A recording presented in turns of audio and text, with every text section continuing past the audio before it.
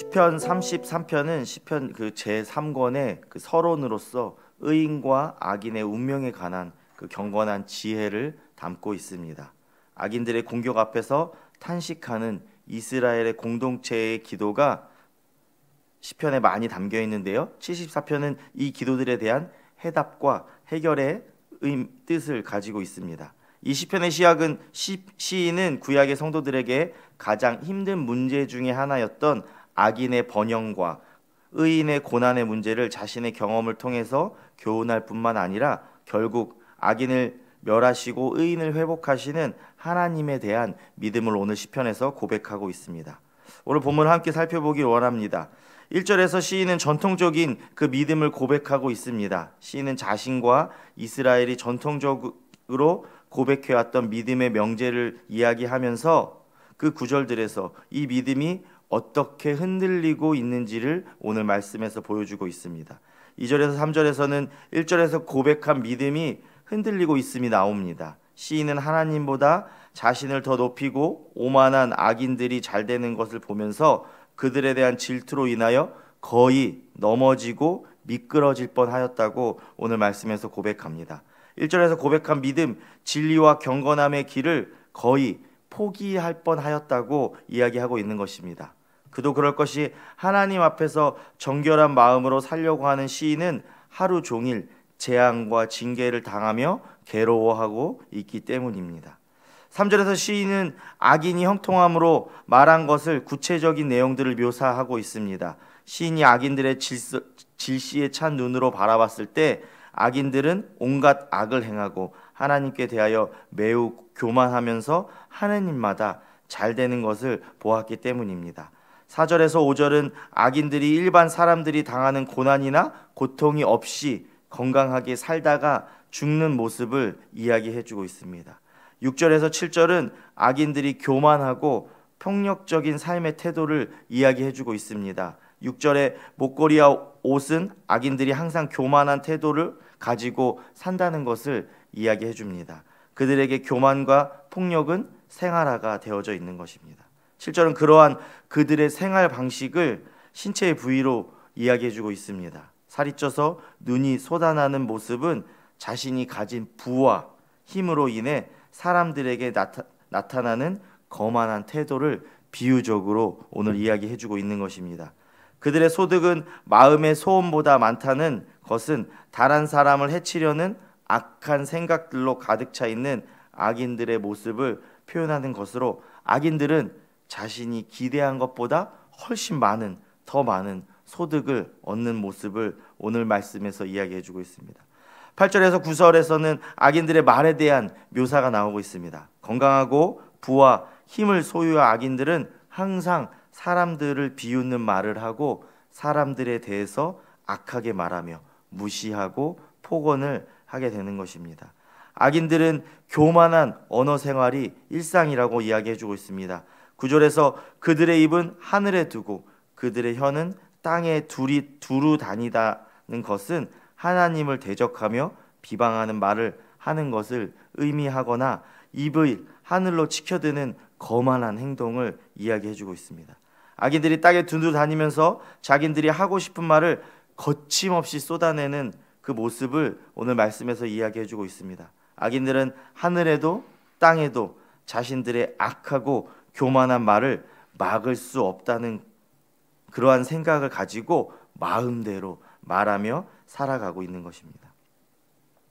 10절에서 11절에서는 악인들의 말과 행동과 번영이 그 초래한 결과를 이야기해주고 있습니다. 10절에서 하나님의 백성들이 번영하는 악인들의 유혹에 빠지는 모습이 나오고 있습니다. 하나님의 백성들이 하나님을 배반하고 악인들에게로 모여드는 모습을 이야기해주고 있습니다. 11절에서는 10절의 결과로 인해 악인들 혹은 악인들에게로 돌아간 하나님의 백성들이 자신들의 악한 행동에 대하여 하나님이 하신다는 사실까지 부정하게 되는 모습을 보여주고 있습니다. 온갖 악을 행하면서도 이 땅에서 잘 사는 악인들의 모습은 급기야 경건하게 살아가는 사람들의 믿음까지도 무너뜨리고 있는 것입니다. 12절에서 악인의 형통함에 대한 묘사의 결론을 짓는 구절이 나오고 있습니다. 위에서 묘사한 것처럼 뭐든지 하는 일마다 잘되어 항상 편안하고, 재산도 끝없이 묘사된 것처럼 악인들은 하는 일마다 잘되며 항상 편안하고 재산도 끝없이 늘어가는 그 악인들의 모습을 이야기해 주고 있습니다. 이러한 고백은 현실의 한 단면과 의인의 영적인 현실에 대한 사실적인 묘사를 우리에게 이야기해 주고 있습니다. 오늘 시편의 시인은 이제 4절과 12절에서 묘사한 악인들의 형통함이 더 뼈 아프게 느껴질 수밖에 없는 자신의 고난에 대해서 이야기하고 있습니다.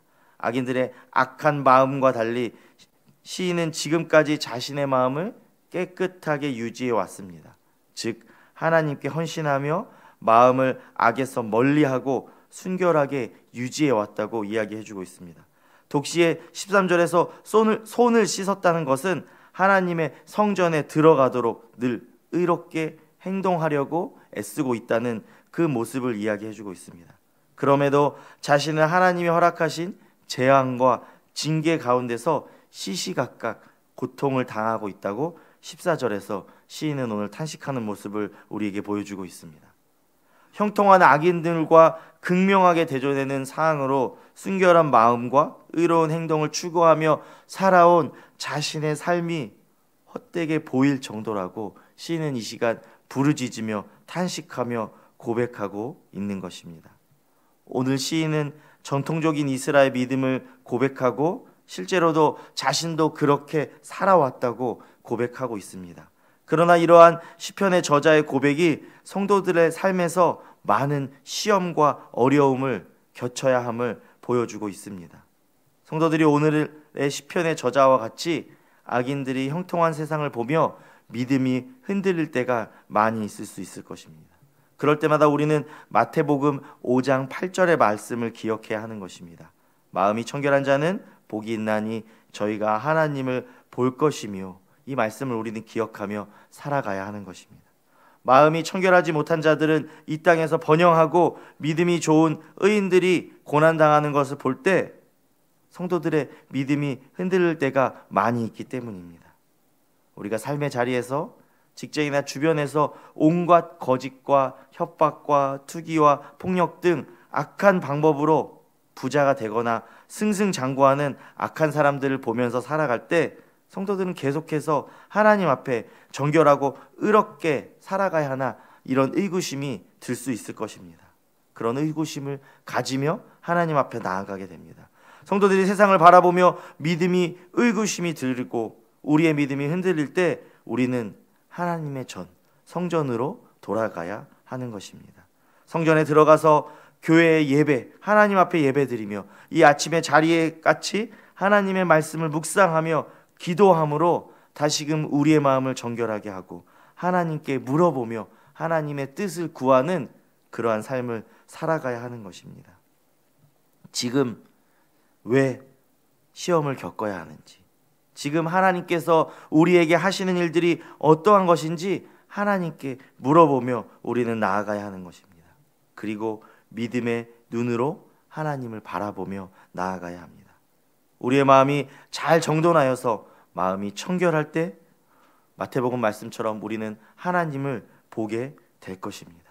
그 마음을 청결하다는 것은 우리가 편안할 때, 좋을 때만 그렇게 유지하는 것이 아니라 우리가 어려운 상황에서도, 고난과 환난과 같은 상황에서도, 악인들이 더 형통해서 우리의 믿음이 흔들릴 수 있는 그러한 상황에서도 우리는 마음을 청결하게 하며 하나님을 바라보며 나아가야 하는 것입니다. 성령의 역사로 하나님을 만나고 하나님과 교제할 때 악인들이 번영하는 이 세상은 더 이상 믿는 사람들에게 부러워지지 않을 것이기 때문입니다. 지금은 악인들이 잘 나가는 것 같지만 마지막 날에는 하나님께서 완전한 승리를 이루실 것입니다. 우리는 승리의 그날을 위해 오늘의 자리에서 하나님이 우리에게 말씀하신 것들을 묵묵히 이루며 나아가야 하는 것입니다. 세상은 불공평하지만 하나님은 정결한 자에게 선을 행하시는 분이십니다. 불공평한 세상이 아니라 우리에게 선하신 하나님을 바라보며 나아가기를 소망합니다. 오늘 하루도 세상 가운데 살아갈 때 믿음의 눈을 들어 우리와 함께 하시는 하나님을 바라보며 하나님과 동행하시는 성도님들이 되시기를 주님의 이름으로 소망합니다. 이 시간 기도하겠습니다.